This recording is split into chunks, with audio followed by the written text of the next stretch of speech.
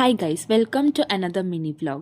শীতের সকাল, তার সাথে সাথে গরম গরম কড়াইশুটির কচুরি, নতুন আলুর দম। উফ, সকালের টিফিনটা একবারে জমে যায় বলো। সেদিন ছিল মকর সংক্রান্তির দিন। আমরা দুজনে চলে গেছিলাম বাইরে লাঞ্চ করতে। ক্রিসমাসেতে আর পার্ক স্ট্রিটে গিয়ে টুংফংয়ে খাওয়ার সৌভাগ্যটা হয়নি। আমরা অনেক প্ল্যান করে বেরিয়েছিলাম ক্রিসমাসে খাবো বলে, বাট এত ভিড় ছিল ওখানে, লাইন দিলে হয়তো রাত পেরিয়ে যেত, তা আমাদের খাওয়া হতো না। তাই আজকে আমরা গেছিলাম সেখানে টুংফাংয়ে লাঞ্চ করতে। প্রথমে ট্রাই করেছিলাম চিকেন 65, আর সত্যি কথা বলতে অসাধারণ টেস্ট ছিল। খুব স্পাইসিও ছিল না, আর একদম মাইল্ড টেস্ট ছিল। আমার তো প্রচণ্ড ভালো লেগেছিল। নেক্সট আমরা অর্ডার দিয়েছিলাম চিকেন চাউমিন, তার সাথে কুং পাও চিকেন। এখানে কুং পাও চিকেনটা কিন্তু অন্যান্য রেস্টুরেন্টের মতো নয়।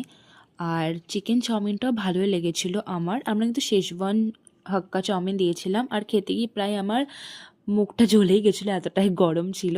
আর কুং পাও চিকেনটা কিন্তু এখানে পুরো শ্রেডেড ছিল।